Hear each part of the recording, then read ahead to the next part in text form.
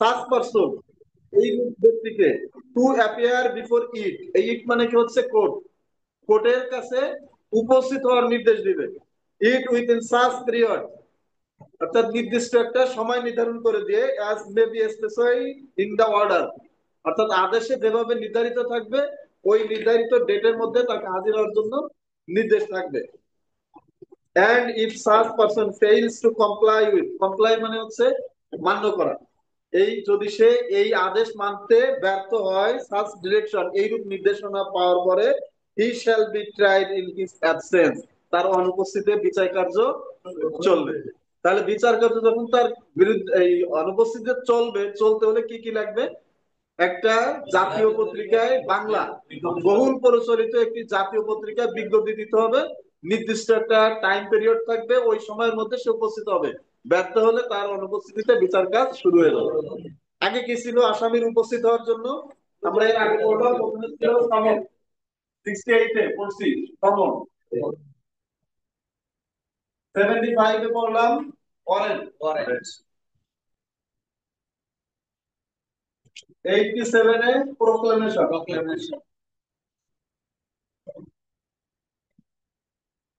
88 এ হ্যারাসমেন্ট, সম্বলিত। এই দুটাকে একসাথে বলা হয় WP and A, warrant of proclamation and harassment. দেখেন, প্রথমে আসামিকে উপস্থিত করার এই চারটা প্রক্রিয়া, ফার্স্টলি আদালত যখন আমলে নেবে, আসামিকে উপস্থিত হওয়ার জন্য সমন দিবে। সমন মানে হচ্ছে যে নোটিশ, কল টু হিম, তাকে ডেকে আনা, তাকে ডেকে এনে কোর্টে জিজ্ঞাসা বলবে যে তোমাকে নির্দিষ্ট একটা ডেট আছে, এই ডেটে তুমি আসো, তোমার বিরুদ্ধে একটা মামলা হয়েছে, তোমার আত্মপক্ষের সমর্থনের জন্য তুমি ব্যবস্থা নাও। এই ডেটে এসে জামিন নিতে হয়, বা যদি কোনো বক্তব্য থাকে সেটার বক্তব্য দিবে। সমনের আগে, এটা হচ্ছে যে একটা নোটিশ, নির্ধারিত ডেট থাকে, এই ডেটের আগেও আসা যায় না, পরেও আসার সুযোগ নেই। যদি নেক্সট ডেট যদি সমনের জন্য থাকে, তাহলে মাঝে অন্য কোনো ডেটে আসার সুযোগ নেই। দেখেন, দাওয়াত দিয়েছে আপনাকে যে অমুক দিনে এই কটার সময় আপনার দাওয়াত অমুক কমিউনিটি সেন্টারে, আপনি যদি ওর আগের দিন কমিউনিটি সেন্টারে যে বসে থাকেন, আপনাকে খেতে দিবে? দিবে না। এই সমনটা হচ্ছে এরকম, নির্দিষ্ট ডেট থাকবে, ওই ডেটেই আসামি উপস্থিত হতে হবে। আসামি উপস্থিত হতে ব্যর্থ হয়েছে, তখন আদালত কি করবে? ওয়ারেন্ট দিয়ে দেবে। এই ওয়ারেন্ট দেওয়ার সাথে সাথে যে কোনো সময় আসা যাবে। যেহেতু আপনাকে এখন কি হয়েছে, সরকারি গাড়িতে আপনি আসতে ব্যর্থ হয়েছেন, তখন লাল গাড়িতে করে আপনাকে, অথবা নীল গাড়িতে করে খুব আদর আপ্যায়নের সঙ্গে নিয়ে আসা হবে কোর্টে, সরকারি প্রোটোকল মেনটেন করে। তাহলে এটা হচ্ছে ওয়ারেন্ট। এই ওয়ারেন্ট দেওয়ার পরেও আপনি আসেননি, তখন কি হবে? প্রোক্লেমেশন। এরপরে যদি না আসেন, তখন অ্যাটাচমেন্ট অফ প্রপার্টি, আপনার সম্পত্তি ইমুভেবল আর মুভেবল প্রপার্টি অ্যাটাচ করবে। এরপরে যখন আসবেন না, 339 তে ছিল ট্রায়াল ইন অ্যাবসেন্স, আগের বইতে ছিল যে দুইটা পত্রিকায় বিজ্ঞপ্তি দিতে হবে, দেন তার বিরুদ্ধে অনুপস্থিতিতে মামলা বিচার কাজ শুরু হবে। আমরা এর আগে পড়ছি 205 সি আর 205 সিসি, এটা পড়ছি না, নথি তো প্রেরণ করা। যখন এই কাজগুলো শেষ হয়ে যাবে 339 বি তে, আসামি টোটাল শুরু সূচনা লগ্ন থেকে পলাতক, এই অবস্থায় তার অনুপস্থিতিতে বিচার প্রক্রিয়ায় অগ্রসর হওয়ার জন্য দুইটা পত্রিকায় বিজ্ঞপ্তি প্রকাশের পরে সঙ্গে সঙ্গে যদি ট্র্যাক হয় আপনার দায়রা আদালত, তাহলে 205 এসপি অনুযায়ী বদলি হবে। আর যদি ম্যাজিস্ট্রেট কোর্ট বিচার করে, তাহলে 205 সিসি অনুযায়ী নথিটা বদলি হয়ে যাবে। দেন ওই আদালতের কাজ থাকবে ওই যে 241 এতে চার শুনানি করবে, যদি ডিসচার্জ দেওয়ার মতো উপাদান থাকে ডিসচার্জ দিয়ে দেবে।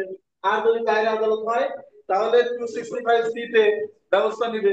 তাহলে এই প্রক্রিয়া আমরা লাস্ট ক্লাসে পড়ে ফেলছি। এখন দেখেন, এই ট্রায়াল ইন অ্যাবসেন্সিয়ায় এখন যে এটা আসছে, সংশোধনীতে আসছে, আগে প্রত্যেকটা সমন, ওয়ারেন্ট, প্রোক্লেমেশন, অ্যাটাচমেন্ট, এরপরে পত্রিকা বিজ্ঞপ্তি দেওয়া লাগতো।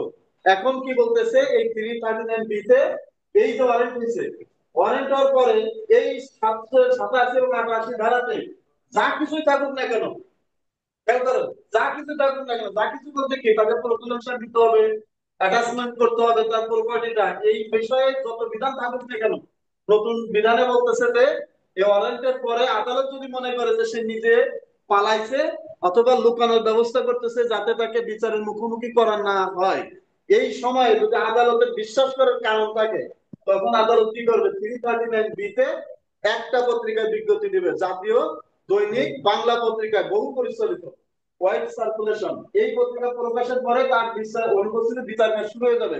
তাহলে দেখেন নতুন যে আইনটা পরিবর্তন হলো, তাহলে প্রথমে হচ্ছে সমন দিবে, দেন ওয়ারেন্ট দিবে, দেন একটা বাংলা পত্রিকা প্রকাশ দিয়েই তার অনুপস্থিতি বিচার কাজ শুরু হয়ে যাবে।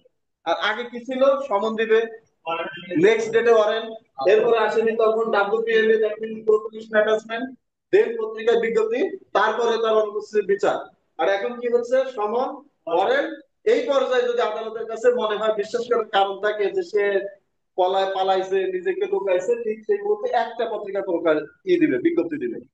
তাহলে আপনাকে ওই আগের নিয়মটা পরীক্ষা আসবে না, এখন কি আসবে, যে কোন পর্যায়ে আদালত পত্রিকা বিজ্ঞপ্তি দেওয়ার মতো বিশ্বাস করার কারণ থাকলে পত্রিকা বিজ্ঞপ্তি দিবে, কোন পর্যায়ে, পর্যায়ে। আর আগে ছিল যে প্রত্যেকটা এটা শেষ করার পর তারপর পত্রিকা বিজ্ঞপ্তি। এখন হচ্ছে সমন, ওয়ারেন্ট, পত্রিকা বিজ্ঞপ্তি, আসামির অনুপস্থিতিতে বিচার কাজ শুরু। এরপর হচ্ছে আসামির অনুপস্থিতিতে বিচার কাজ শুরু যখন হবে,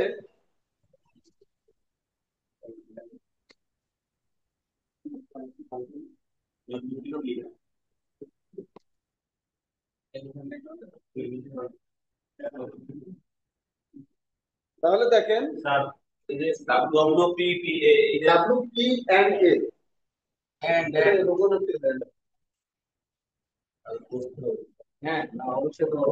এখন আসেন warrant of proclamation and attachment, এইটা প্রোক্লেমেশন আর এটা অ্যাটাচমেন্ট, আর ডাবল বলেছে। তাহলে এখন হচ্ছে সমন, ওয়ারেন্ট, একটা পত্রিকা বিজ্ঞপ্তি, আসামির অনুপস্থিত বিচার কাজ শুরু হয়ে যাবে। তাহলে এই জায়গা থেকে প্রশ্ন যেটা আসবে সেটা হচ্ছে যে একটা পত্রিকা বিজ্ঞপ্তি এই 339 বি তে সেকশন উল্লেখ করে দিতে পারেন, 339 বি তে আসামির অনুপস্থিতিতে বিচার কাজ শুরু হবে, হওয়ার পূর্বে কয়টা পত্রিকা বিজ্ঞপ্তি দিতে হবে, একটা পত্রিকা। আবার প্রশ্ন আসতে পারে অপশন যে আসামির অনুপস্থিতিতে বিচার কাজ শুরু হবে একটা পত্রিকায় শূন্যস্থান দিয়ে প্রকাশের মাধ্যমে, তাহলে ওই জায়গাটা দিয়ে দিবে যে ইংরেজি পত্রিকায়, বাংলা পত্রিকায় ইংরেজি অথবা বাংলা, ঘ নম্বরে যে ইংরেজি প্লাস বাংলা কোনটা হবে, বাংলাটা, ওই জায়গায় কাজ লেগে যাবে, আপনাকে তো কনফিউজ করবে পরীক্ষার হলে। যখন লাগবে যে ইংরেজি অথবা বাংলা, আপনার তখন মাথায় আসবে যে ইংরেজি অথবা বাংলা হতে পারে, কারণ আদালতের ভাষা কি, হয় বাংলায় লিখতে হবে না ইংরেজি লিখতে হবে, কোন একটা জায়গায় ওইটা পড়ে আসছে, এখন মাথায় শুধু ওইটা ঘুরতেছে। 221 ধারাতে পড়ছেন যে চার্জ গঠন হবে কোন ভাষায়, ওই জায়গায় বলা আছে আদালতের ভাষায় অথবা ইংরেজি ভাষাতে। আদালতের ভাষা বাংলা, এরপর ইংরেজি ভাষা দুইটা হতে পারে, আপনার এই জায়গায় আসলে ওইটা মনে আসবে যে ওইটাই চলে আসলে। কিভাবে আপনাকে প্যাচ লাগে আমি তো জানি, আমরাও তো ওই সময়টা পার করে আসছি। আর প্রশ্ন করার সময় ওইগুলা টিচাররাও দেয় যারা প্রশ্ন করে, আর ওই জায়গাটায় ভুল করে সবাই। দেখেন ওই যে আমরা পড়ছি ডিসচার্জ কখন হয়, অ্যাকুইটাল কখন হয়, এই বিষয়গুলো পড়লে শুধুমাত্র 494 ধারাতে যে বিষয়টা আছে যে চার্জ গঠনের আগে যদি মামলা তুলে নেয় রাষ্ট্রপক্ষ, দেন আসামি ডিসচার্জ হবে, চার্জ গঠনের পরে মামলা তুলে নিলে আসামি খালাস হবে, অ্যাকুইটাল হবে। এটা মাথায় ভালোভাবে গেঁথে যায়। বাট যখন এই যে ম্যাজিস্ট্রেট কোর্টের এই বিষয়গুলো প্রসিডিংসটা আসে, যে আজকে পরীক্ষাও দেখলেন যে রিলিজ হবে নাকি অ্যাকুইটাল হবে নাকি ডিসচার্জ হবে, কনফিউজ হয়ে গেছেন না? এই কনফিউজটা শুধুমাত্র ওই 494 ধারা অনুযায়ী অনুযায়ী এটা মাথায় গেঁথে যাওয়ার পরেই এই ভুলগুলো হয়। যখন আপনার মাথায় থাকবে যে চার্জ গঠনের আগে, এটা হচ্ছে শুধুমাত্র জিআর মামলার ক্ষেত্রে মনে রাখবেন, 494 ধারায় যেটা চার্জ গঠনের আগে যদি রাষ্ট্রপক্ষ মামলা তুলে নেয় আসামি ডিসচার্জ, চার্জ গঠনের পরে যদি মামলা তুলে নেয় আসামি খালাস, একইটা। এখন এটা হচ্ছে জিআর মামলা, যে মামলাটা থানায় হয়েছে। আর সিআর মামলার ক্ষেত্রে কি, সিআর মামলার ক্ষেত্রে এই যে 241 থেকে শুরু করে 249 পর্যন্ত, এর মধ্যে সব শেয়ার মামলা জিআর মামলা সবই মোটামুটি আছে, শেয়ার মামলা বেশি। এই জায়গায় 247 ধারা কি আছে, বাদী অনুপস্থিত থাকলে, এটা কোন ক্ষেত্রে, শেয়ার মামলার ক্ষেত্রে আসামি খালাস। এই 241 থেকে 249 এর মধ্যে শুধুমাত্র 241 এতে ডিসচার্জের বিষয় আছে, কোন পর্যায়ে, চার্জ হিয়ারিং এর সময় there is no sufficient ground যদি না থাকে, দেন আসামি ডিসচার্জ হবে। আর একটা আছে 249 এ রিলিজ হবে, আর বাকিগুলো সব হচ্ছে খালাস হবে। 247 বাদী অনুপস্থিত, আসামি খালাস। 248 বাদী মামলা তুলে নেবে, আসামি খালাস। তাহলে এই জায়গায় যখন খালাস হচ্ছে, আর 494 ধারাতে ওই জায়গার খালাসের বিষয়টা বা ডিসচার্জের বিষয়টা হচ্ছে যে রাষ্ট্র যখন চার্জ গঠনের আগে মামলা তুলে নেবেন ডিসচার্জ হবে, চার্জ গঠনের পরে নিলে আসামি খালাস হবে। তা আমাদের মাথায় ওইটা মনে থাকে যে চার্জ গঠনের আগে আর পরে বিষয়টা, বাকি কিন্তু এগুলো মনে থাকে না। যাই হোক, এই জায়গায় ট্রেনিং এসেন্সে আপনারা এই জায়গায় নোট রাখেন। একটি জাতীয় বাংলা পত্রিকায়, দৈনিক দৈনিক দৈনিক বাংলা পত্রিকায় ডেইলি আছে, জাতীয় দৈনিক বাংলা পত্রিকায় বিজ্ঞপ্তি প্রকাশ করতে হবে। তারপর আসামির অনুপস্থিতিতে বিচার কাজ শুরু হবে।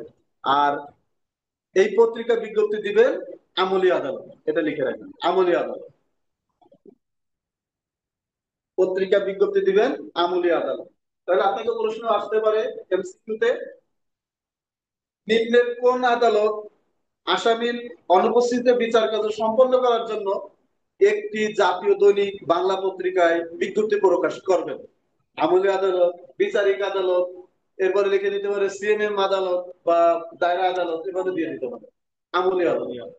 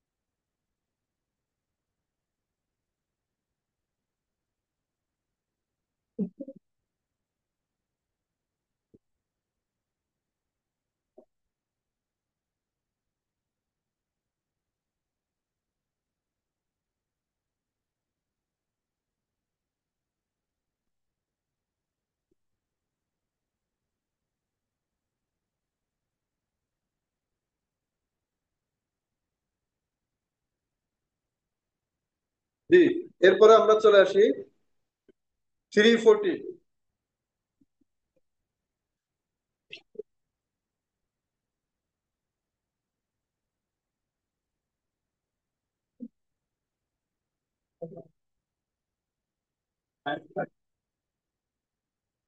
করে নিন, দেখেন।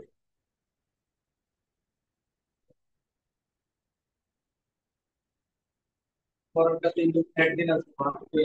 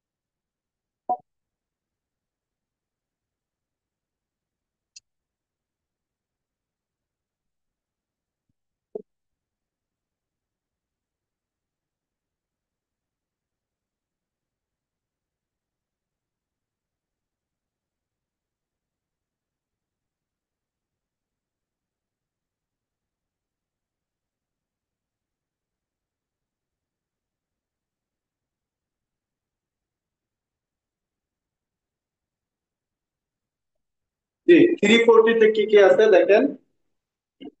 340 হচ্ছে আপনার নামটা এক্সেল সম্পর্কে জানি কিনা, আচ্ছা লিখেন এটা।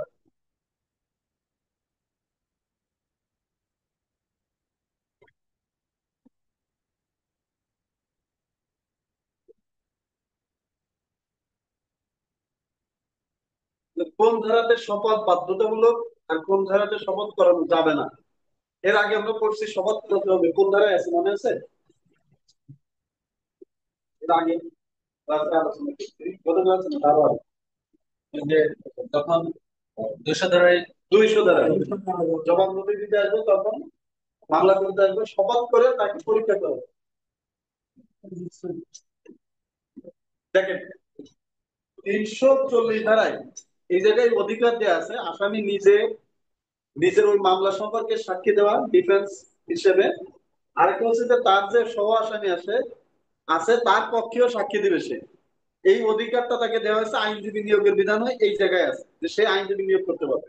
এখন দেখেন এই জায়গায় বলা হচ্ছে যে সে শপথ লাগবে, এটা বাধ্যতামূলক, তাকে পড়াতে হবে, অবশ্যই শপথ পাঠ করাতে হবে। কেন? কারণ সে তো তার নিজের পক্ষে সাক্ষী দিতে আসছে। যখন সাক্ষী দিতে আসবে সাফাই সাক্ষী নাম শুনছেন যারা কোর্টে যান, এটি হচ্ছে সাফাই সাক্ষী। আর 342 এটা কিন্তু সাফাই সাক্ষী না, এটা হচ্ছে যে তাকে পরীক্ষা করা। কোর্ট তার বিষয়ে একটু ডিরেকশন দিবে যখন এই 344 ধারাতে সে কোনো ব্যবস্থা নিবে না, সাফাই সাক্ষী দিবে না, তখন 342 ধারাতে রাখা হয়। কি কারণে রাখা হয়? যে আসামি ওই ব্যাপারে কোর্ট একটু জিজ্ঞাসা করে দেখবে যে আসামির বক্তব্যটা কি। এই সময় 342 ধারাতে যদি আসামি মিথ্যা কথাও বলে তাকে সাজা দেওয়ার বিধান নাই, আদালত সাজা দিতে পারবে না মিথ্যা বলার কারণে। মানে মিথ্যা বলছে এই কারণে আলাদা তো সাজার বিধান আছে। আমরা কোথায় করছি ওটা আলোচনা করছি, কিন্তু দণ্ডবিধিতে 193 ধারাতে সাজা আছে। যদি কেউ জুডিশিয়াল প্রসিডিংসে মিথ্যা কথা বলে, মিথ্যা ডকুমেন্ট সাবমিট করে, মিথ্যা সাক্ষ্য দেয়, মিথ্যা সাক্ষ্য উপস্থাপন করে, দেন তার সাজা হবে 7 বছর। এটা কিন্তু সালের প্রশ্ন, যে 7 বছর জুডিশিয়াল প্রসিডিংসে যদি মিথ্যা সাক্ষ্য দেয় তাহলে তার সাজা কত বছর? 7 বছর। এটা 193 ধারাতে দণ্ডবিধিতে আছে। আর অন্য প্রসিডিংস এর অর্থাৎ এই জুডিশিয়াল প্রসিডিংস এর বাইরে হলে 3 বছর। এখন এই জায়গায় যদি কেউ শপথ বাক্য পাঠ করে 340 ধারাতে যদি মিথ্যা সাক্ষ্য দেয় তাহলে তার সাজা বিধান আছে ওই 193-তে, তাকে সাজা দিতে পারবে আদালত। আর 342-এ এই জায়গায় যদি সে মিথ্যা কথাও বলে তাকে সাজা দেওয়ার বিধান এখতিয়ার ওই আদালতের নাই। কেন নাই? কারণ তাকে শপথ বাক্য পাঠ করানো হয়নি। আর যেই জায়গাটাই শপথ বাক্য পাঠ করে যদি মিথ্যা সাক্ষ্য দেওয়া হয়, মিথ্যা ডকুমেন্ট উত্থাপন করা হয়, তখন ওই যে ব্যক্তি উত্থাপনকারী বা ডিপোনেন্ট শুধু তার সাজা হবে। আর এর বাইরে যদি কখনো শপথ বাক্য পাঠ করানো না হয় তাহলে ওর সাজা হবে না। বুঝছেন কিনা? আচ্ছা, তাহলে এই জায়গা থেকে প্রশ্ন কি কি আসতে পারে 340 ধারাতে? যে কখন শপথ বাক্য পাঠ করাতে হবে? যখন সাক্ষী নিজে তার পক্ষে সাক্ষী দিবে, সাফাই সাক্ষী দিবে নিজের পক্ষে অথবা সহ আসামির পক্ষে। এক মামলায় দেখা যাচ্ছে অনেকগুলো আসামি আছে, কোন এক আসামি তার ঘটনা সম্পর্কে বললো যে ঘটনা এরকম ছিল, বা ওই আসামি এটা করে নাই, তাকে অমুক জায়গাতে ধরে এনে এই মামলায় চালান দেওয়া হয়েছে, এই বক্তব্যটা যখন সে দিবে সেই অধিকারটা তাকে দেওয়া আছে 340 ধারাতে। আর 342 ধারায় যখন 340 ধারায় কোনো পদক্ষেপ নিবে না কোনো আসামি, এই কারণে দেখবেন বাদী পক্ষের যখন সাক্ষ্য শেষ হয় তখন আদালত জিজ্ঞাসা করে আসামিকে যে আপনি সাক্ষ্য সাফাই সাক্ষী দিবেন কিনা। যদি দেয় তাহলে 340 ধারায় তো তাকে শপথ বাক্য পাঠ করায় পরবর্তী কার্যক্রম শুরু হবে। আর যদি সে বলে যে না আমি সাফাই সাক্ষী দিব না, তাহলে মামলাটা থাকে 342-র জন্য এই স্টেজে থাকে, যদিও কোর্টের ওই জায়গায় লিখে রাখে সাফাই সাক্ষী 342, কিন্তু 342-তে সাফাই সাক্ষী না। এটা হচ্ছে যে আসামিকে পরীক্ষা করা, তাকে করা, এই মনে করে দেয়া যে আপনার বিরুদ্ধে এই অভিযোগ হয়েছে, আপনি এই বিষয়ে আপনার বক্তব্যটা কি। ওই জায়গায় যা বলে একটু জজ সাহেব নোট রাখেন, কারণ যখন আর্গুমেন্ট হবে বা সাজা দিবে তখন এই বিষয়টা আসবে, সে বিবেচনা করবে। দেখেন মামলার ট্রায়াল কোর্টের স্টেজটা কি কি মনে আছে কিনা কেউ একজন বলেন তো? ট্রায়াল কোর্টের স্টেজ কি, এটা মামলা বিচার করার স্টেজ গুলো কি কি? আমরা তো আমলি আদালতে দেখলাম যে মামলা শুরু হয় কিভাবে। এই যে প্রথমে আমলে গ্রহণ 190-এর 1-এর A B C অনুযায়ী যে ক্যাটাগরিতে পড়বে, এরপরে শেয়ার মামলা হলে 204 ধারা অনুযায়ী সমন বা ওয়ারেন্ট ইস্যু করবে। এরপরে সমন গেল 68 ধারাতে, আসামিকে উপস্থিত করাই হচ্ছে মুখ্য বিষয়। আসামি উপস্থিত হবে, হওয়ার সঙ্গে সঙ্গে যে কোনো পর্যায় থেকে আসামি জামিন নেওয়ার সাথে সাথে মামলাটি বদলি হয়ে যাবে। এখন এক মামলায় দেখা যাচ্ছে একাধিক আসামি আছে, একজন আসামি উপস্থিত হয়ে জামিন নিয়েছে, তাহলে ওই আসামির ওই পর্যায়ে তো আর কোনো কাজ নাই, মামলাটা বদলি হয়ে যাওয়ার কথা। কিন্তু যেহেতু অন্যান্য আসামিরা অনুপস্থিত আছে এই কারণে অন্যান্য আসামিরা উপস্থিত হওয়ার আগ পর্যন্ত এই মামলা ওই যে আগেরটা পড়লাম যে সমন ওয়ারেন্ট তারপর পত্রিকা বিজ্ঞপ্তি এই প্রসিডিং শেষ হবে, দেন তার আসামির অনুপস্থিত যারা অনুপস্থিত ছিল তাদের অনুপস্থিত বিচার, আর যারা উপস্থিত তাদের উপস্থিতিতে বিচার হবে। কেন উপস্থিতিতে বিচার হবে হতে হবে? আইনের বিধান হচ্ছে 353 ধারাতে বলা আছে, আজকে আমরা পড়বো যে evidence to be taken in presence of accused, আসামির উপস্থিতিতেই এভিডেন্স সাক্ষ্য গ্রহণ করতে হবে। এখন আসামি যেহেতু উপস্থিত নাই তাহলে এই প্রসিডিংস তাকে ফলো করতে হবে। তারপরে যখন আসে নাই তখন তো রাষ্ট্র আর বসে থাকবে না, বিচার কাজ শুরু করে দিবে তার অনুপস্থিতিতে। তবে কোন পর্যায়ে যদি সে উপস্থিত হয় তার পরবর্তী পর্যায়ে থেকে সে ব্যবস্থা নিতে পারে। তাহলে শপথ বাক্য পাঠ করানো যাবে না, 340-এ আছে বাধ্যতামূলক শপথ বাক্য পাঠ করানো। এরপরে আসেন 344। হ্যাঁ 342-এ আসামি শপথ বাক্য পাঠ করানো যাবে, এটা মূলত সাক্ষী দেয় না। 340 হচ্ছে 340 জিজ্ঞাসা করে যে আপনি সাক্ষী দিবেন কিনা, আসামি বলে যে আমি সাক্ষী দিব। দেন পরে যে ডেটে আসে, আসার পরে সাক্ষী, তার যে সাক্ষীগুলো আছে আসে, আসার পরে শপথ বাক্য পাঠ করে ওই এক একজন করে করে সাক্ষী দেয়। আর অপোজিট যে পার্টি থাকে তারা আবার তাকে জেরা করে। আর 342-এ যেটা, এটা সম্পূর্ণ আসামির সাথে কোর্টের সম্পর্ক। এই জায়গায় অন্য পার্টির কোনো সম্পর্ক থাকে না, বাদী পক্ষের কোনো কাজ থাকে না। কোর্ট জিজ্ঞাসা করে যে এই বিষয়টা আপনার বিরুদ্ধে, এই অভিযোগ, আপনার বক্তব্য কি, আপনার কিছু বলার আছে, তখন বললে কোর্ট নোট রাখে। দেখা যাচ্ছে যে এনঅ্যাক্টের মামলায় যদি ধরেন, এই আপনার তো এত টাকার চেক দিয়েছেন, এই এরপরে এত টাকা পাবে, তো এই ব্যাপারে তো রায় হয়ে গেলে সম্পূর্ণ টাকা আপনাকে দিতে হবে, আপনার কোনো বক্তব্য আছে কিনা। তখন সে বলে যে না, এটা ব্ল্যাঙ্ক চেক নিছে, এই সে হাবি জাবি কথা যা বলে, কোর্ট একটু মনে চাইলে নোট নেয়, না মনে চাইলে নাই। অর্থাৎ 342 হচ্ছে কোর্টের সাথে আর আসামির সাথে সম্পর্ক। আর 344 হচ্ছে সে তার ডকুমেন্ট হোক বা তার বক্তব্য হোক, সে সাক্ষী দিচ্ছে আদালতে, যেভাবে বাদীরা সাক্ষী দিয়েছে ঠিক সেইভাবে আসামি সাক্ষী দিবে 340 ধারাতে। আর 342 ধারাতে, এই 340 ধারায় যখন কেউ পদক্ষেপ নিবে না, দেন কোর্ট তো একটু আসামির বক্তব্য তো শুনতে হবে না। যেহেতু সে শপথ করে কোনো বক্তব্য দিচ্ছে না, তখন আদালত একটু জিজ্ঞাসা করে এই ব্যাপারে আপনার বক্তব্য কি। এটা হচ্ছে 342। এবার বুঝছেন কিনা? কারণ সে যখন তার বক্তব্য দিবে না, তাহলে তো তাকে আর শপথ বাক্য পাঠ করানোর কোনো দরকার না, আদালত নিজেই শুনতে চাচ্ছে। তো সেই শুনতে চাইলে তো সে মিথ্যে কথা বললে তখন তাকে সাজা দেওয়ার কোনো বিধান নাই। 344 344 রিমান্ড। আলাদা ডেট থাকে, ওই যদি 340-এ সে সাক্ষী না দেয় তাহলে একটা ডেট পড়ে, আর যদি 340-এ সাক্ষী দেয় তাহলে ডেট পড়ে না। আসামির পক্ষে নিজের কথা নিজে বলা, অথবা নিজের কথা নিজে সাফাই করা, 344 পোস্টপোন এক্সামিন।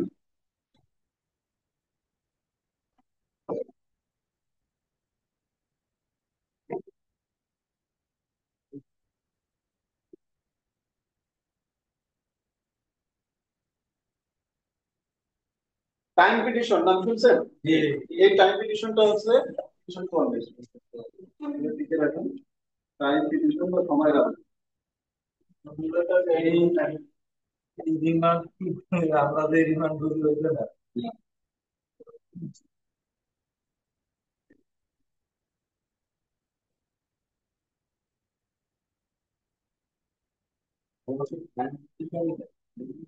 টাইম পিটিশন 340 ধারাতে। আর সিবিতে আছে কোথায়? 23 আদেশে। 23 আদেশে 17 17 17 ও 23 হচ্ছে আপোষ। হ্যাঁ। এরপর দেখেন এই যে টাইম পিটিশন, এই যে রিমান্ড আছে, অ্যাডজর্নমেন্ট অর্থাৎ প্রসিডিংসটা স্থগিত রেখে, এইটাই হচ্ছে টাইম পিটিশন। এই যে স্থগিত রাখা রিমান্ডে দেবে না, পোস্টপোন বাই অ্যাডজর্নমেন্ট। আর রিমান্ডটা হচ্ছে, রিমান্ড যেভাবে পুলিশের যে রিমান্ডে নেয়, সেই রিমান্ডটা হচ্ছে 340 মিনিট। আর 167-তে আমরা যেটা বলছি সেটা হচ্ছে পুলিশ কাস্টডি। 167 ধারাতে ওই জায়গায় কোথাও রিমান্ড শব্দটা উল্লেখ নাই। রিমান্ড শব্দের অর্থ হচ্ছে যে পাঠানো, প্রেরণ করা। অর্থাৎ আসামি জেলখানায় ছিল, এই জেল হাজত থেকে পরবর্তীতে রিমান্ডে নেওয়া হচ্ছে, সেটা হচ্ছে 344-এ। আর 167 হচ্ছে কোনটা? পুলিশ প্রথমে ধরছে, আসামি ধরছে, ধরার সাথে সাথে এখন সে তো একটু তদন্ত করবে প্রাথমিকভাবে, এই তদন্তের স্বার্থে সে মনে করতেছে যে না, আরো কিছুক্ষণ তার কাছে রেখে তদন্ত করতে হবে। ধরেন একটা মার্ডার কেস হয়েছে, আসামি ধরা পড়ছে, ধরা পড়ার পরে করণীয় কি? যে এই মার্ডার সংশ্লিষ্ট যত আলামত আছে এগুলো উদ্ধার করতে হবে। যদি আলামত উদ্ধার না হয় তাহলে একে তো সাজা দেওয়া যাবে না। যদি ছুরি দিয়ে হত্যাকাণ্ড ঘটায় থাকে, ছুরিটা উদ্ধার করতে হবে। যদি গলা দড়ি বেঁধে ফাঁস দিয়ে ঝোলায় রাখে, তাহলে ওই দড়িটা কোথায় রাখছে এটা আনতে হবে।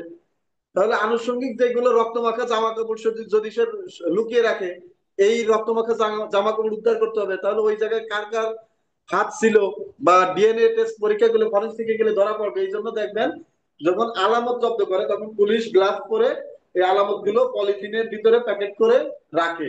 কি জন্য রাখে? কারণ এই জায়গায় যদি পুলিশ নিজে হাত দিয়ে উঠায়, তাহলে পুলিশের এই ডিএনএটাও ওই জায়গায় চলে আসবে, যে সেও আসামি হয়ে যাবে তখন। এই কারণে সে গ্লাস পরে তারপরে জব্দতা জব্দ করে, আলামত গুলো জব্দ করে দেয়। এখন 167 ধারাতে আসামিকে ধরেই কোর্টে নিয়ে আসতে হবে। বাধ্যবাধকতা আছে কত ঘন্টার মধ্যে? 24 আওয়ার্সের মধ্যে তাকে নিয়ে আসতে হবে। এখন 24 আওয়ার্স এর মধ্যে না, 12 ঘন্টা হচ্ছে পরিবারকে জানাতে হবে, কিন্তু 24 আওয়ার্স এর মধ্যে কোর্টে আনতে হবে। এখন 24 ঘন্টার মধ্যে যখন তাকে কোর্টে আনতে হবে, এই বাধ্যবাধকতা থাকার কারণে কিন্তু তার তো প্রয়োজন আসামিকে আরো কিছুক্ষণ তার কাছে রাখা এই ঘটনার তদন্তের স্বার্থে। এই কারণেই সে হচ্ছে পুলিশ কাস্টাডি বলা হয়, রিমান্ড না।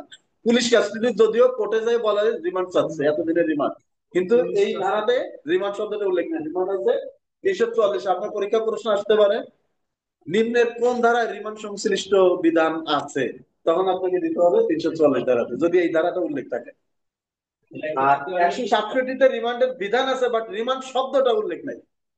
তাহলে 167 হচ্ছে রিমান্ড শব্দ, পুলিশ কাস্টডি কখন, কাস্টডিটা আসামিকে ধরার সাথে সাথে। আর 344 হচ্ছে আসামি জেলে হাজতে থাকবে, দ্যাট মিনস পুলিশ রিপোর্ট দাখিলের পরেও কোন একটা পর্যায়ে গিয়ে আসামিকে রিমান্ডের প্রয়োজন হচ্ছে, তখন আসামিকে রিমান্ডে নিবে, মামলাটা স্থগিত হয়ে যাবে। টাইম পিটিশন দেওয়ার পরে মামলা স্থগিত, আসামিকে নতুন করে জেল হাজতে এসে নেবে, পুলিশ রিমান্ডে নেবে। কোনটা? হ্যাঁ, পুলিশ রিমান্ড সবসময় পুলিশ নেবে, তদন্তকারী কর্মকর্তাই নেবে। মানে তদন্তকারী কর্মকর্তা, সে সিআইডি হোক, পুলিশ হোক, পিবিআই হোক, সেই নিবে। সে নিয়ে জিজ্ঞাসাবাদ করবে তার মামলার তদন্তের সাথে, অন্য কেউ নিতে পারবে না। শুধুমাত্র তদন্তকারী কর্মকর্তা। এই জায়গায় সব কাজ তদন্তকারী কর্মকর্তার অবারিত ক্ষমতা। সে যদি মানে যতবার ইচ্ছা এই আইন অনুযায়ী আসামিকে নিতে পারবে। কবর থেকে লাশ উত্তোলনের জন্য যে আবেদন করে সেটাও আয়ও করে, অর্থাৎ আয়ের অনেক পাওয়ার।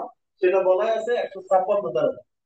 আমরা বলছি না 156 ধারা, 156-তে তদন্তকারী কর্মকর্তা ক্ষমতা অবারিত। এবং 2021 সাল এবং 22 সালে এই প্রশ্নটা লিখিত পরীক্ষা আসছিল, যে আহ, তদন্তকারী কর্মকর্তার ক্ষমতা অবারিত বা অসীম, এই ধরনের একটা শব্দ দিয়ে ব্যাখ্যা করুন। তো এইটাই আছে 156 ধারাতে।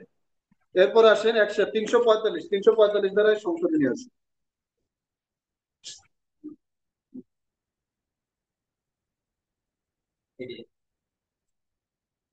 আচ্ছা, 345 ধারাতে এই জায়গায় আপনার লিগাল এইড অফিসারের বিষয় বলা আছে। 345 ধারাতে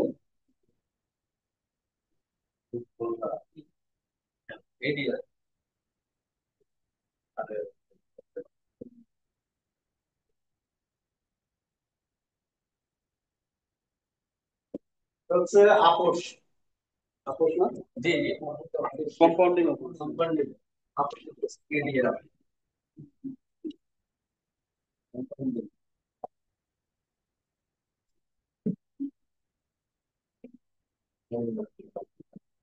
সাবসেকশন 7 এই সাবসেকশন 340 এইতে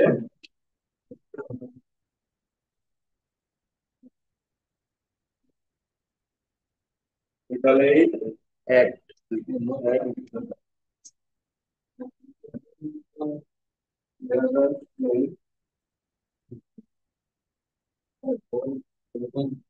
বিধান অনুযায়ী, বিধান অনুযায়ী বিদ্যালয়ে অফিসার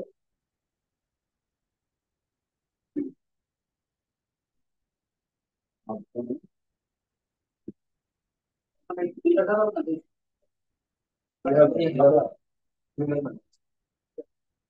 2010 সাল 200 বছর এই মামলাটা হয় 2010 সালে আইনটার নাম অর্থাৎ 2010 সালে এই আইনটা যেমন আপনি এই যে সিআরপিসি পড়েন 1898, মানে 1898 সালে এই আইনটা তৈরি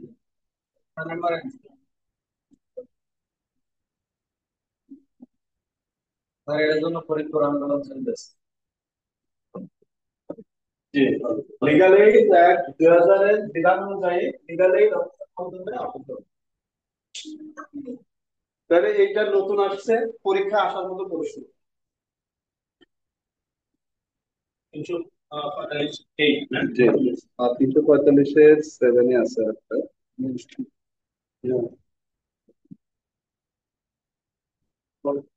আর কোন আছে?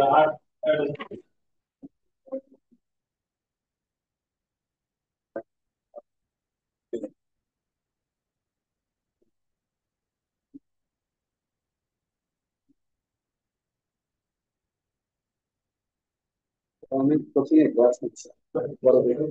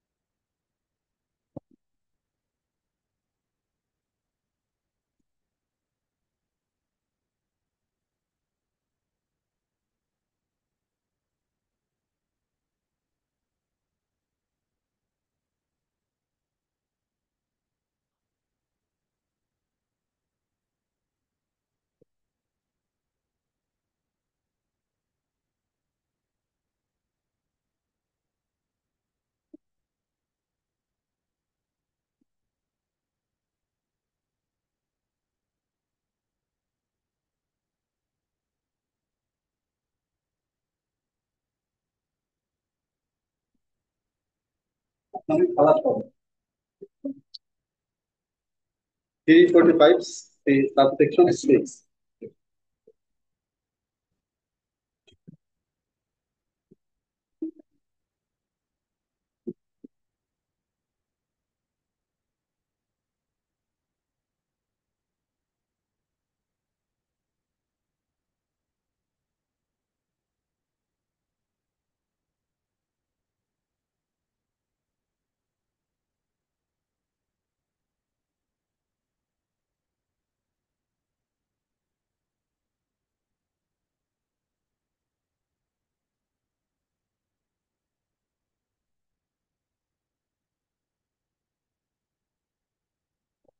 দেখছেন?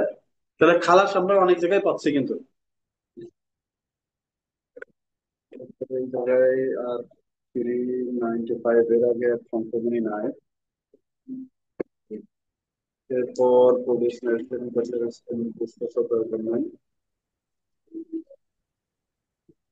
এই 347 ধারায় শুধু লিখে রাখেন, 347 ধারাতে যখন ম্যাজিস্ট্রেট কি করবে, বেশি শাস্তি দেওয়ার প্রয়োজন হবে, ঠিক সেই মুহূর্তে উচ্চ আদালতে প্রেরণ করে। দেখা যাচ্ছে যে কোনো এক মামলায় কোনো একটা সেকশনে তাকে অধিকার দেওয়া হয়েছে বিচার করার, কিন্তু সে দেখলো যে এই আসামিকে আমার যে অধিকার আছে এর থেকে বেশি সাজাও দেওয়া যাবে, কিন্তু এই আসামিকে এই কম সাজা না দিয়ে একে বেশি সাজা দেওয়া উচিত, কারণ সে অফেন্সটা গুরুতর। এই মুহূর্তে হলে তখন সে মামলাটা নথিটা উচ্চ আদালতে প্রেরণ করবে। উচ্চ আদালত বলতে তার উপরের যে কোর্টটা আছে সে আদালতে হায়ার কোর্টে পাঠাই দিবে। জি, এতটুকু 347-এ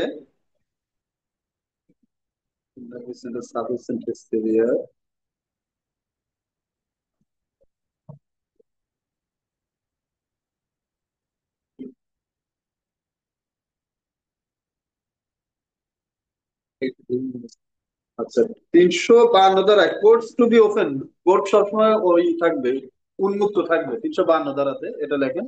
এটা উন্মুক্ত বলতে সবার জন্য থাকবে, অর্থাৎ এই যে সাক্ষ্য গ্রহণ হবে, যত বক্তব্য দিবে ওপেন কোর্টেই দিতে হবে, গোপনে যায় দিলে হবে না। সিভিল কোর্টে গোপনে দেওয়ার সুযোগ আছে, যে পরে বাসা থেকে রায় লিখে এনে যে কজ লিস্ট থেকে দেখে নিয়েন কি রায় হয়েছে। বুঝছেন কিনা? সিভিল মামলায় ওরকম ওপেন কোর্টে বলতে হবে, সব অর্ডার দিতে হবে এমন না, এবং ভয়ও তাই। কারণ ওপেন করে অনেক কিছু লিখতে হয়, লেখার কারণে এটা পরবর্তীতে যে নথি থেকে দেখে নিতে হয়। কিন্তু ক্রিমিনাল মামলায় এটা ওপেনে ঘোষণা করতে হবে যা কিছু হবে, এটা গোপনে করার কোনো সুযোগ নেই। এই একটা বিধানের কারণে যদি কখনো ম্যাজিস্ট্রেট বা কোনো জজ গোপনে পরে রায় দেয় বা এই করে সেই করে কোনো আদেশ দেয়, আপনি এটা চ্যালেঞ্জ করতে পারবেন, যেটা তো ওপেন কোর্টে দেওয়ার বিধান আছে। এটা রায় দিলেও তাকে ওপেন কোর্টে দিতে হবে, কোন একটা আদেশ দিলে ওপেন কোর্টে দিতে হবে। যদিও বলেন যে নথি পর্যালোচনা আদেশ, তারপরেও ওটা ওপেন কোর্টে ঘোষণা দিতে হবে যে এই আদেশ হয়েছে, যদি এটা করে না। যাই হোক, এর পরের অধ্যায়তে যাই আমরা। 353। 353-তে দেখেন, evidence to be taken in presence of accused. অ্যাকিউজের উপস্থিতিতেই সাক্ষ্য গ্রহণ। 3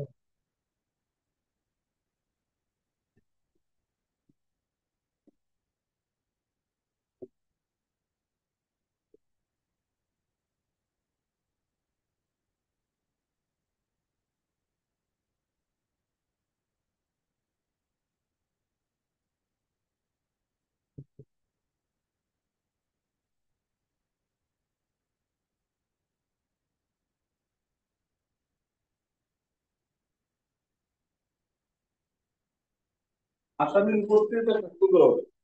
এই সেকশনের ব্যতিক্রম কোন সেকশনটা? ওই যে 339। 339 আসামির অনুপস্থিতিতে করা যাবে ক্রাইম ইন অ্যাবসেন্সিয়া, সেটা হচ্ছে 339। এটা কিন্তু অবস্থিত পাশে কি লিখে রাখতে পারেন, অবশ্যই বিধান হচ্ছে 339, তাহলে মনে থাকবে ভালো। এটার সাথে এটার বিপরীত বিধান হচ্ছে 339। এই জায়গায় বলতে আসামির উপস্থিত সাক্ষ্য গ্রহণ করতে হবে, তাহলে অনুপস্থিত থাকলে কি সাক্ষ্য গ্রহণ করা যাবে না? যাবে। তখন যাবে এই 339 যখন সে আসামি অনুপস্থিত থাকে।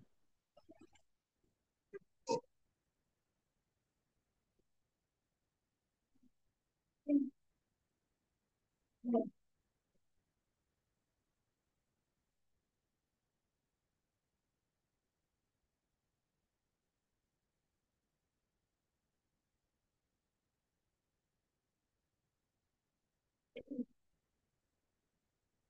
361 ধারা, 361, এটা হচ্ছে আসামি যদি ভিন্ন ল্যাঙ্গুয়েজের মানুষ হয়, যেমন কোন একটা আসামি দেখা যাচ্ছে, বাংলাদেশে কিন্তু বিদেশি নাগরিক আটক হয়, অপরাধ করে, এবং এরা বড় বড় অপরাধ করে। বাংলাদেশিদের থেকেও ব্রেন, অপরাধী ব্রেন এদের বেশি।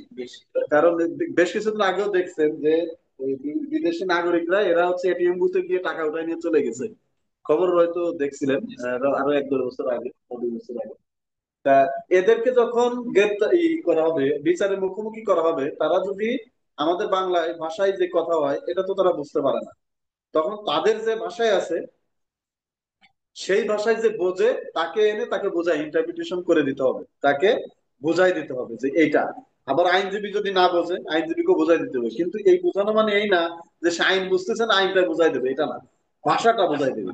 যদি সে ভাষা ওই ল্যাঙ্গুয়েজের মানুষ না হয়ে থাকে, তখন তাকে তার যে যে ল্যাঙ্গুয়েজে সে বোঝে, সাধারণত ইংরেজি ভাষা ইন্টারন্যাশনাল ল্যাঙ্গুয়েজ হওয়ার কারণে এটা বাংলাদেশিরাও বুঝবে, আবার বিদেশি নাগরিকরা তারাও ইংলিশ বোঝে, এই কারণে ইংরেজি ভাষাতে এদেরকে বোঝাই দেওয়া হয় বা করা হয়, আপনার চার্জ গ্রহণ করা হয় বা সাক্ষ্য গ্রহণ করা হয়। যেমন আমরা দেখছি যে সিভিল কোর্টে যে জাপানি নাগরিক এরিকো নাকানোর যে মামলাটা ছিল, পারিবারিক মামলা, এই মামলার সাক্ষ্য গ্রহণ এই এরিকো নাকানো সবকিছু ইংলিশে দিয়েছিল। যাই হোক, এতটুকুই এই অধ্যায় থেকে, আর আহামরি কিছু নাই। থ্রি, হ্যাঁ, এরপরে চলে আসেন 363টা। 363 আর 364 পর্যন্ত আমরা এরপর। এদিকে হচ্ছে যে ভাব ভঙ্গি, হাব ভাব, হাব ভাব পর্যন্ত অঙ্গভঙ্গি। আর সাক্ষীর যে অঙ্গভঙ্গিটা, এই যে আচরণ না, আচরণটা অর্থটা আসলে আচরণ আসে না। এই ডিমিনিয়ার শব্দের অর্থটা হচ্ছে যে তার অঙ্গভঙ্গিটা, যে সে সেই সময় টিটকারি মারছিল কিনা, বা সে আর চোখে তাকাইছিল কিনা, বা সে মার মুখী অবস্থায় ছিল কিনা, এইটাই। এটা তো আচরণ না। আচরণ তো একটা ব্যক্তির সামগ্রিক বিষয়টা হচ্ছে আচরণ। আর ওই সময়টা তার রিয়াকশনটা কি ছিল, এটাই, যে তার অঙ্গভঙ্গিটা কেমন ছিল। যে সে কি তাকে যখন বলা হয়েছে যে আপনি মিথ্যা সাক্ষী দিয়েছেন, তখন সে হাসছিল কিনা, বা অবজ্ঞা প্রদর্শন করেছিল কিনা, বা এমন একটা ভাব করেছিল দিছি ভাষায় তোকে। এরকম অনেক সময় কিন্তু এগুলো আচরণটা প্রকাশ করে ফেলে। আর যারা সাক্ষীরা থাকে তারা করে ফেলে, সেটা আসামি পক্ষ হলেও হতে পারে। বাদী পক্ষ অনেক সময় দেখা যাচ্ছে যে সাক্ষী দিচ্ছে, এমন ভাবে সাক্ষী দিয়েছে যার কারণে মিথ্যা ঘটনা এমন ভাবে সুন্দরভাবে উপস্থাপন করছে যে আসামির শাস্তি নিশ্চিত, কারণ আইনের ওই শাসে পড়ে গেছে সে। এই সময়ে এই সাক্ষীদের ভাবভঙ্গিটা কেমন ছিল এটা লিখে রাখে, কারণ হচ্ছে যে ওই জজ তো বদলি হয়ে যেতে পারে পরবর্তীতে, যে সাক্ষর উপর ভিত্তি করে তো পরবর্তী জজ এসে দিবে, রায় দিবে। তখন সে বুঝবে কিভাবে যে ওই সময় প্রেক্ষাপটটা কেমন ছিল। এই কারণে যদি কোনো অঙ্গভঙ্গি থাকে সেটা লিখে রাখবে, নোট রাখবে। 364 ধারাটা, 364 আর 164 আর 364, এটা আমরা অবশ্যই আগে আলোচনা করে ফেলছি। 164 আর 364, 164 এর দুইটা বিষয় আছে। একটা হচ্ছে স্টেটমেন্ট, আর একটা হচ্ছে কনফেশনাল স্টেটমেন্ট।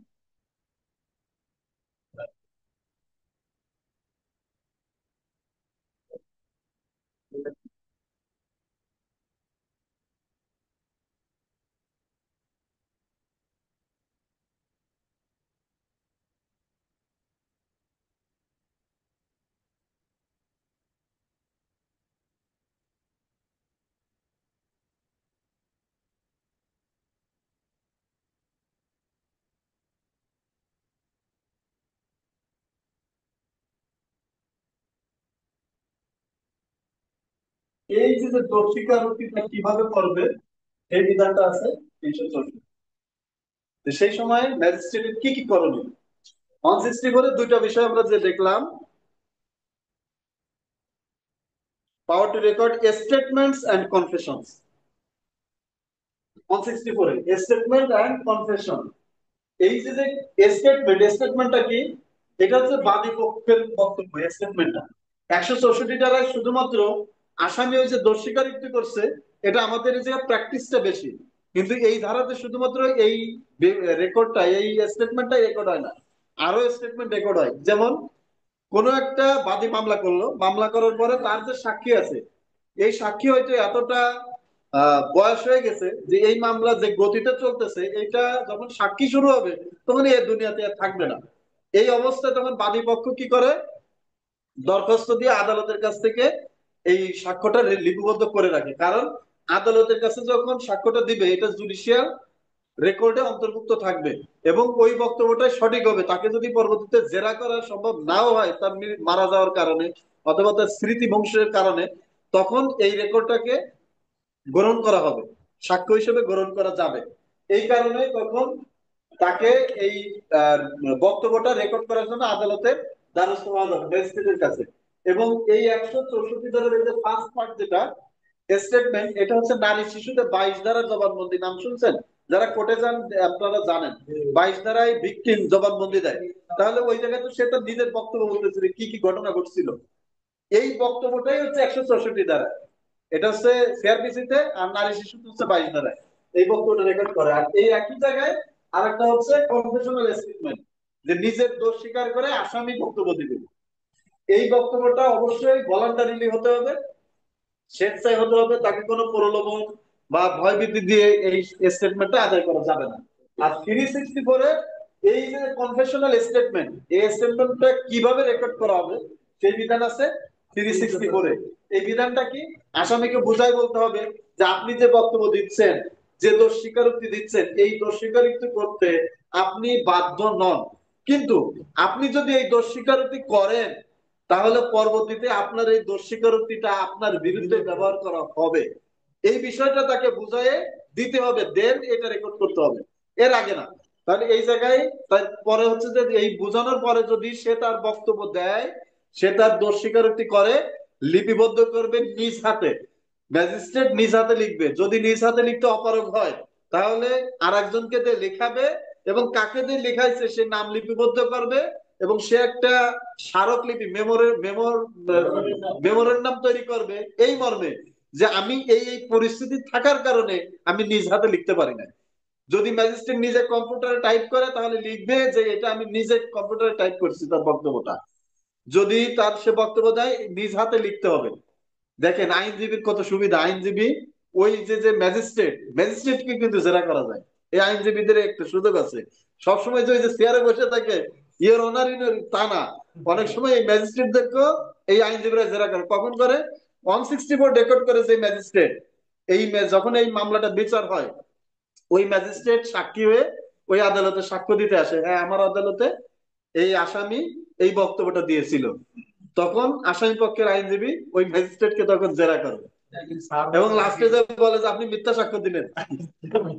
এটা কিন্তু সবাই সাক্ষ্য যখন জেরা করে সব আইনজীবীরাই লাস্টে যে সাজেশনটা দেয় যে আপনি যে সাক্ষ্যটা দিলেন এটা মিথ্যা সাক্ষ্য দিলেন। না ওনাকে না, ওই যে ম্যাজিস্ট্রেট যে লিপিবদ্ধ করছে আমলি আদালতে সবাই যে ছিলেন তাকে করেন, কিন্তু যিনি বিচার করতেছেন তাকে তো জেরা করার কোনো সুযোগ নাই। কিন্তু সে যদি কখনো কোনো আসামি যখন লিপিবদ্ধ করে তাহলে ওই মামলা যে আদালতে বিচার হবে সেই আদালতে সে একজন সাক্ষী, সে তখন বিচারক না, সে সেই আদালতের সাক্ষী, তাকেও আপনি জেরা করবেন। আদালত আদালতের পাশে যে মুদ্রাক্ষরিক যারা থাকে এরা কি করে, যে টাইপিং করে? না 164 না 164 ম্যাজিস্ট্রেটকে নিজেই লিখতে হবে, অন্য কাউকে লিখতে পারবে না। ম্যাজিস্ট্রেটের পাশে যে যারা বসা থাকে যে টাইপিং করে, না ওগুলো সহকারী হিসেবে রাখে, এবং এই কারণে ওই জায়গায় লেখে যে আমার নির্দেশ ডিকটেশনে, এই কথাটা দেখবেন লেখা থাকে যে আমার ডিকটেশনে এটা লেখা হয়েছে, এই কথাটা লেখা থাকে। আর ওই জায়গায় লিখবেন ভিওপি, আর একটা কথা লেখা থাকে ব্র্যাকেটে, অনেক সময় অর্ডারে আদেশে কিন্তু দেখবেন ভিওপি লেখা থাকে। ভিওপি ভয়েস ওভার প্রোটোকল না, এটা হচ্ছে void on petition. Void on petition না ভয়েড না, vide vide vide on petition.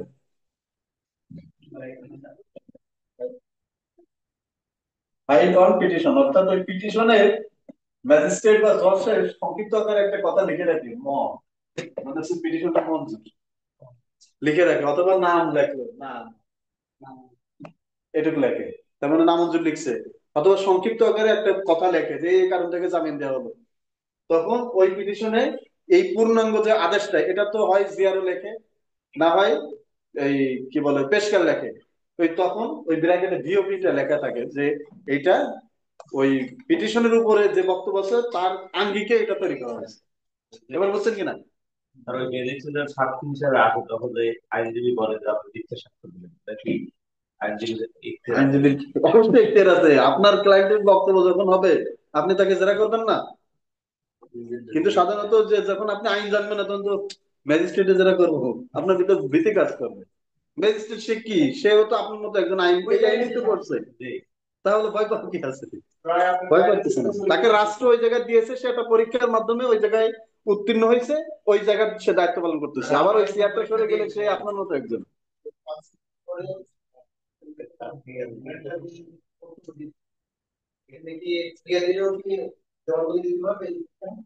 না হ্যাঁ, না যদি এমন হয় যে ওই ফরিয়াদিটা মামলা করছে, করার পরে সে বৃদ্ধ হয়ে গেছে অথবা তার বয়স বেশি, সে হয়তো মারা যেতে পারে, তখন তার পরিবারের সদস্যরা মনে করতেছে যে তার জবানবন্দিটা বা তার সাক্ষ্যটা এখন নিয়ে নেওয়া উচিত, তখন সে দিতে পারবে। 22 ধারা তো নারী শিশু ওই আইনে, কিন্তু পেনাল কোর্টে যখন আসবে অন্য অন্য সাধারণ ভাবে তখন এই সিআরপিসির এই অনুযায়ী ভিকটিম দিতে পারবে, এবং ভিকটিমের পক্ষে যদি অন্য কোনো সাক্ষীও থাকে সেটাও নিতে পারবে আদালত, কিন্তু সাধারণত নেয় না, শুধুমাত্র ভিকটিমেরটা নেয়।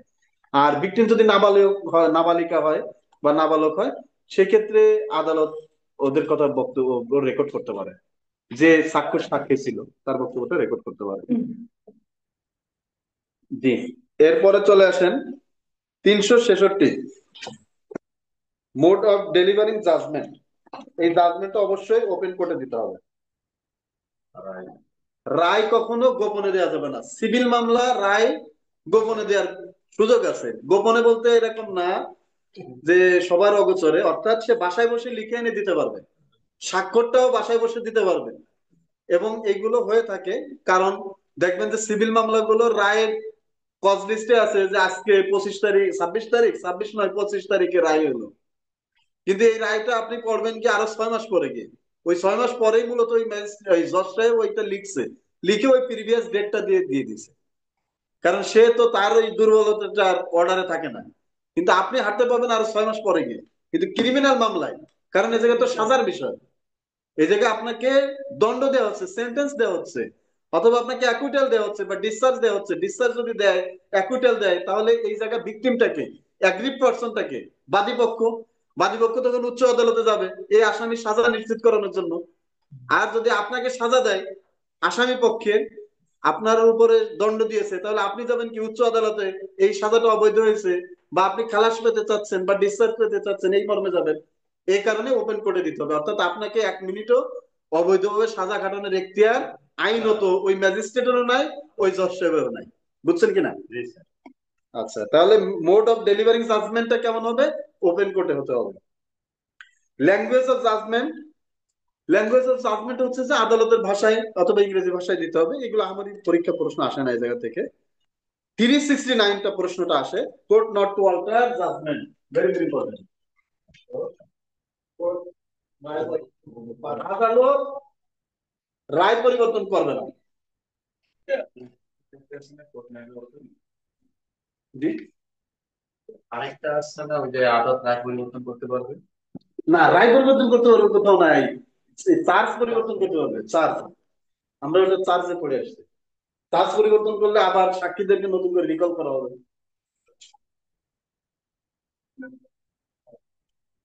369-এ এই প্রশ্নটা আমাকে জুডিশিয়ারি, আমি যখন ভাইভা দিয়েছিলাম তখন এই প্রশ্নটা আমাকে করছিল ওই হাসান ফয়েজ সিদ্দিকী স্যার, সাবেক আহ, প্রধান বিচারপতি। হ্যাঁ, উনি প্রশ্নটা করছিল যে ফাংশাস অফিসিওটা কি।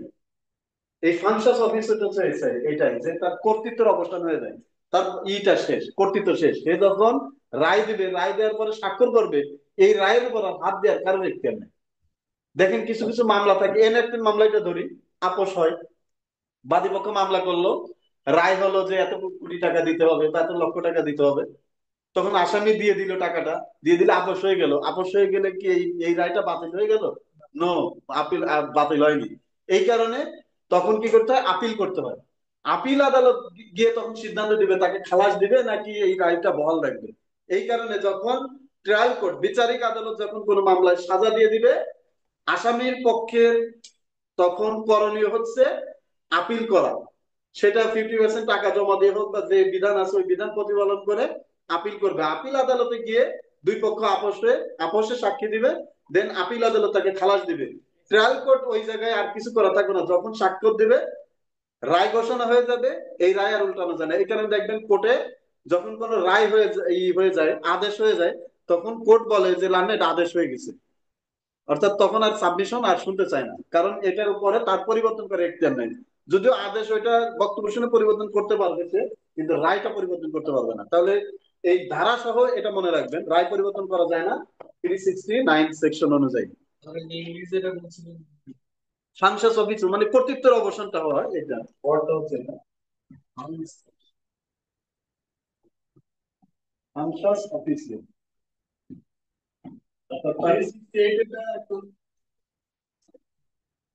কোনটা? 368-এ কি বলছে?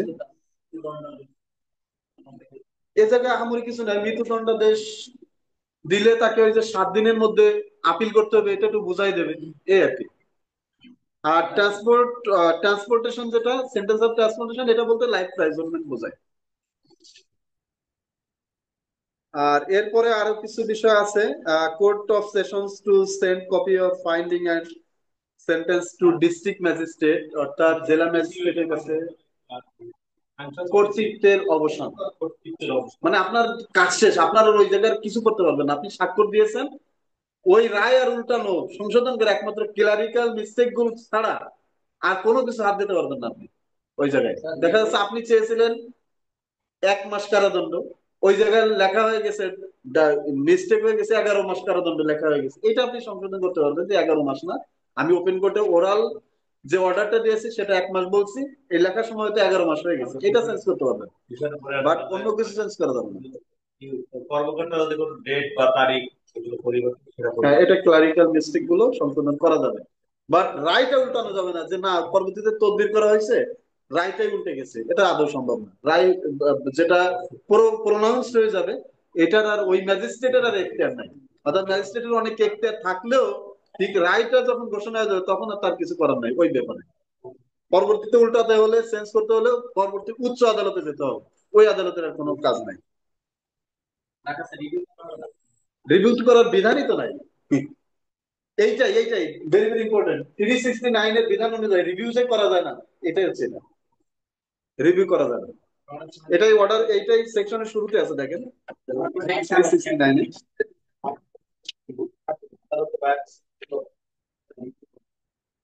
369 এ দেখেন কি আছে, court not to alter judgment, এই জায়গায় বলা আছে save as otherwise provided by this court or by any other law for the time being in force, no court when it has signed its judgment shall alter or review। দেখছেন, এ জায়গায় পরিবর্তন করতে পারবে না, নতুন করে সে মূল্যায়ন করতে পারবে না, অর্থাৎ পুনর্বিবেচনা করতে পারবে না, সুযোগ নাই। the same except to correct a clerical error, clerical যে ইরর গুলো আছে, ভুলগুলো আছে, এটা সংশোধন করতে পারবে, এর বাইরে রিভিউ করা যাবে না, জাজমেন্ট অল্টার করা যাবে না। রিভিউ নাই, সিভিল কোর্টে রিভিউ আছে, ক্রিমিনাল কোর্টে কোনো রিভিউ নাই। ক্রিমিনাল কোর্টে কি কি আছে, রিভিশন আছে আর আপিল আছে, আর আপনার হাইকোর্টে কোয়াশমেন্ট আছে 561 এ আছে, এর বাইরে আর কিছু নাই। আর এই যে ক্রিমিনাল কোর্টে অনেক কিছু আছে, এই সিভিল কোর্টে রিভিউ আছে, রিভিশন আছে, রেফারেন্স আছে, অনেক কিছু আছে। ক্রিমিনাল কোর্টেও আছে রেফারেন্স, আমার তেমন না। জি, এ পর্যন্তই। কারো কোনো প্রশ্ন আছে কিনা? যারা অনলাইনে সংযুক্ত আছেন, আপনাদের কোনো প্রশ্ন আছে কিনা?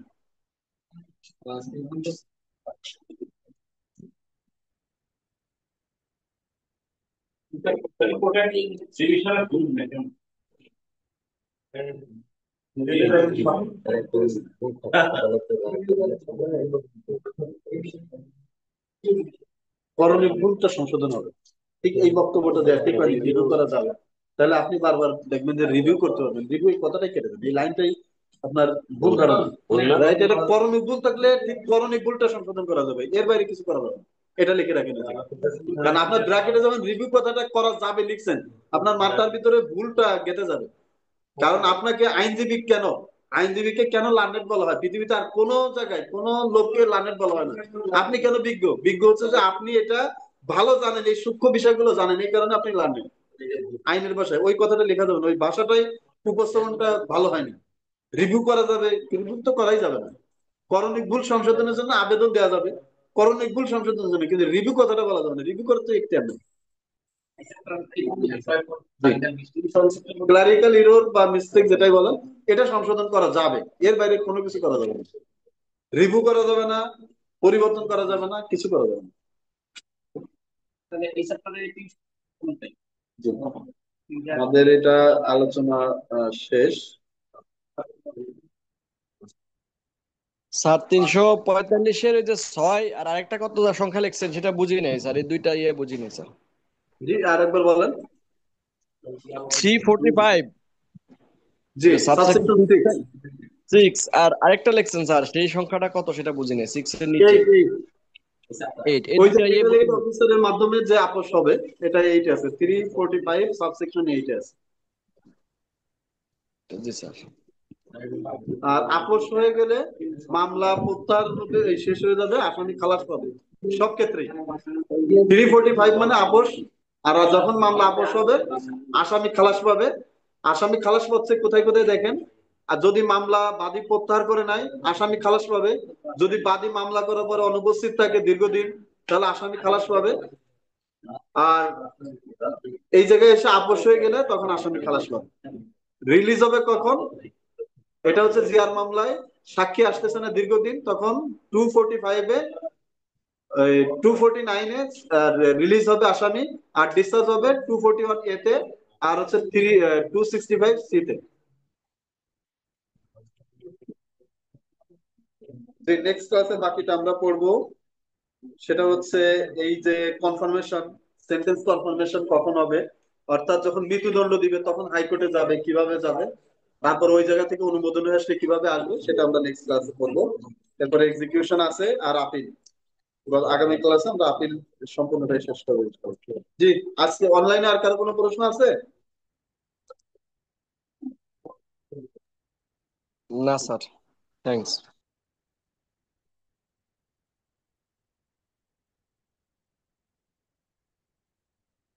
জি, ঠিক আছে। আপনাদের কোনো প্রশ্ন? ও, প্রশ্ন নাই, তবে পরামর্শ আছে আমার, যেহেতু আপনাদের প্রশ্ন নাই।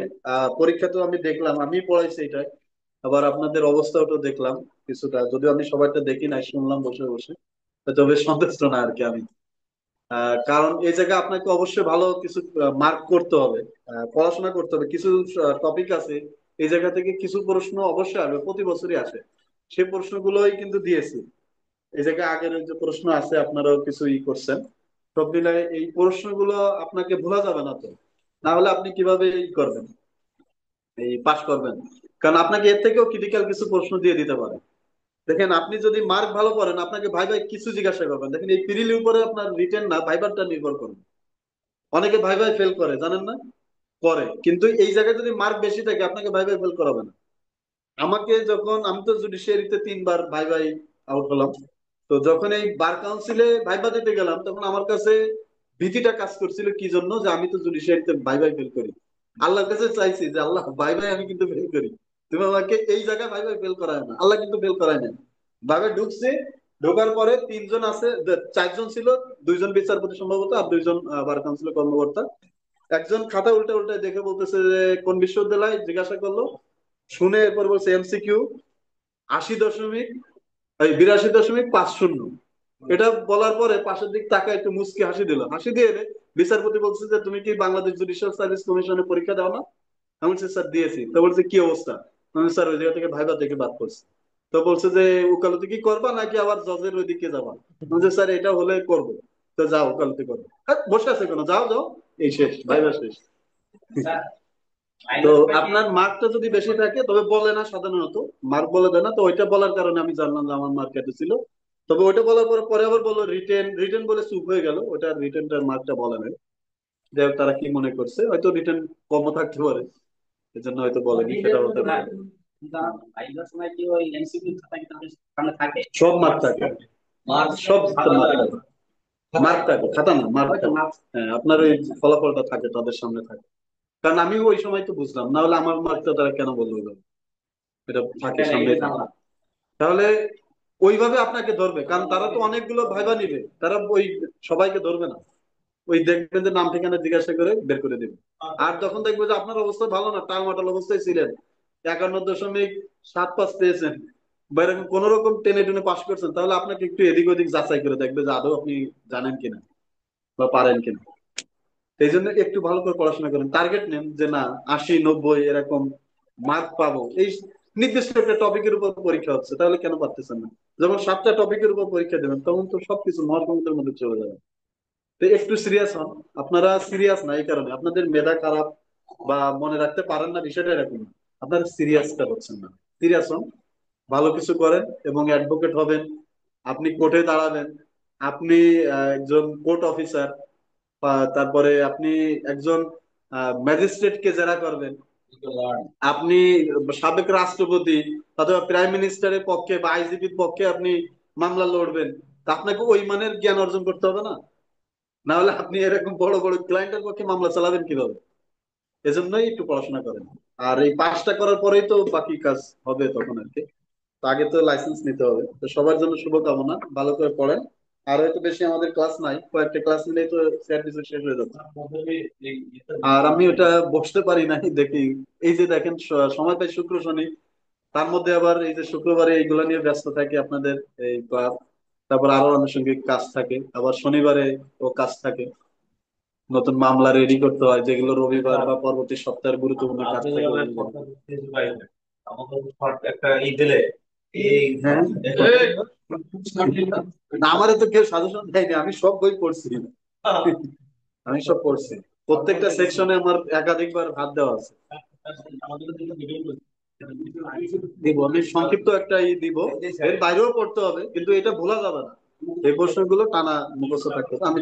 আমি রেডি করতেছি, দেখি দিব ইনশাল্লাহ, কিছু রেডি আছে, আংশিক রেডি আছে।